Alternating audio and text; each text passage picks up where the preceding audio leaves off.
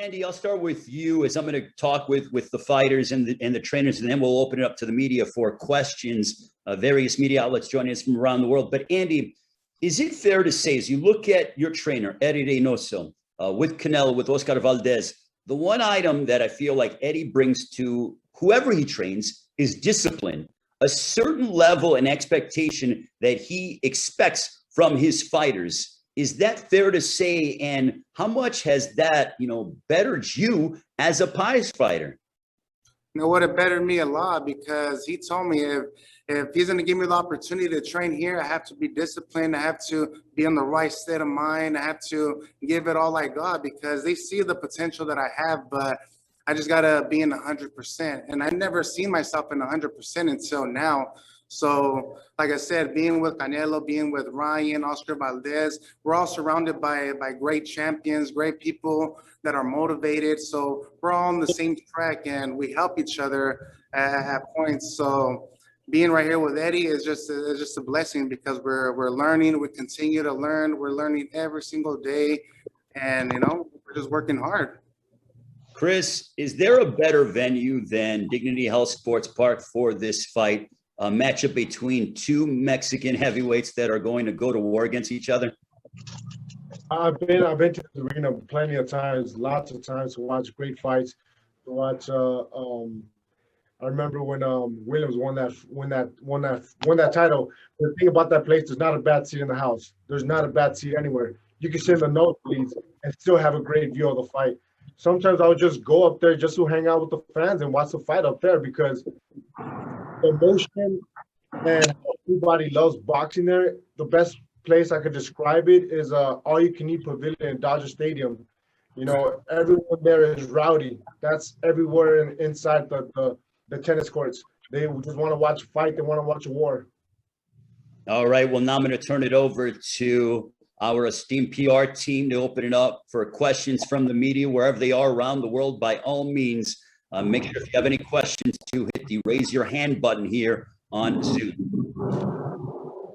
All right. Thanks very much, Ray. As Ray just said, for all the media that have joined us, thank you for being here. And if you would, please hit that raise your hand button if you'd like to ask a question of the fighters, the trainers, or Tom Brown, of course. We'll take our first question from Manuk Kopian from the LA Times. Manuk, please unmute yourself and feel free to ask your questions. Good afternoon, gentlemen. Andy, my question is for you. You mentioned how much Eddie Reynoso has been that missing ingredient at this phase of your career. What is the one particular thing that he's brought into your career at this point that has changed your approach into training, lifestyle, and along those lines? But just by changing my mentality, knowing that once we're in this sport, we got to take it serious. We can't take nothing for granted. We have to work as hard, and him telling me those words, it means a lot, but we've been training super hard, man. We've been working on a lot of different things. I have the ability to do a lot of different moves and stuff, and he's bringing that out of me. So I'm just excited for May 1st to show the new Andy coming soon. You've had you've had trainers in the past like Manny Robles and Abel Sanchez. So you've been with high caliber trainers. What do you think Eddie does that has really changed your mindset and approach into the fight game right now?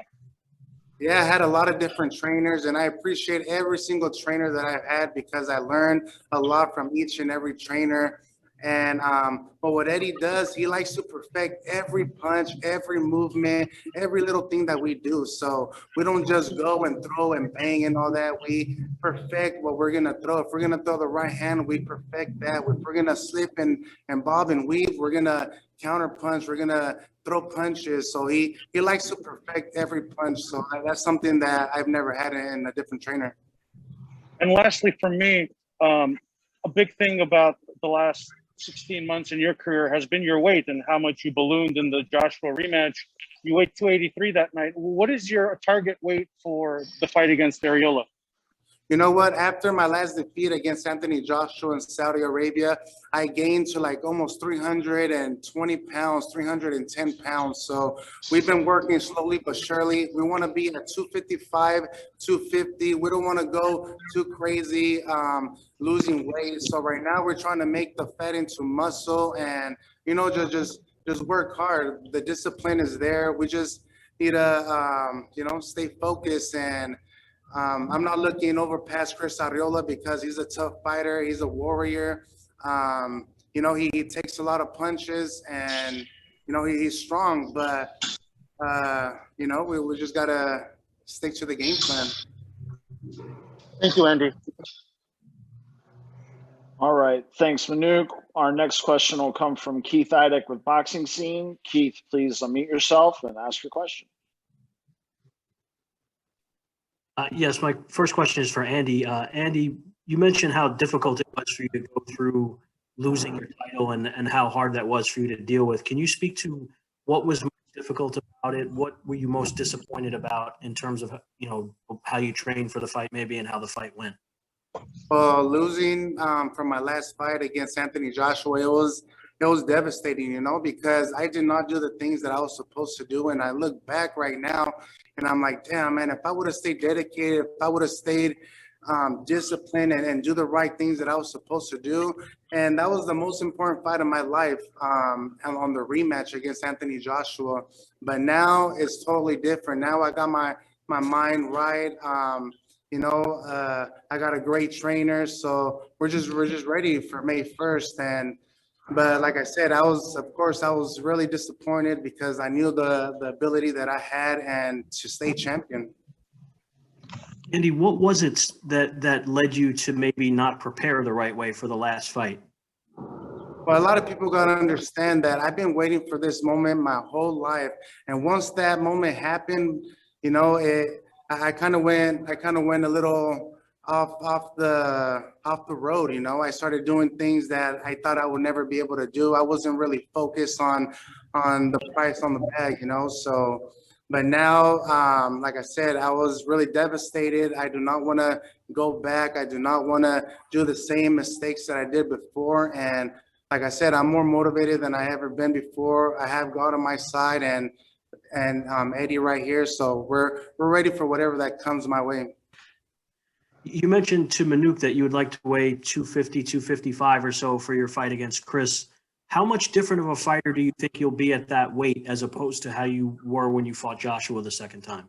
You know what? I always been overweight, and now that I've been dropping weight normally and the right way by eating right, not just wearing the sauna suit, starving yourself, because that's what I used to do back in the day. But now that we're eating the right things, we're working on the right things, and I feel amazing, man. I could say this. I feel amazing. I could do better stuff that I couldn't do before because of my big gut. I had chi-chis, I had tits that wouldn't let me throw the right punches and all that. But, you know, now I'm more motivated. I'm more dedicated in this sport, and, you know, sky's the limit.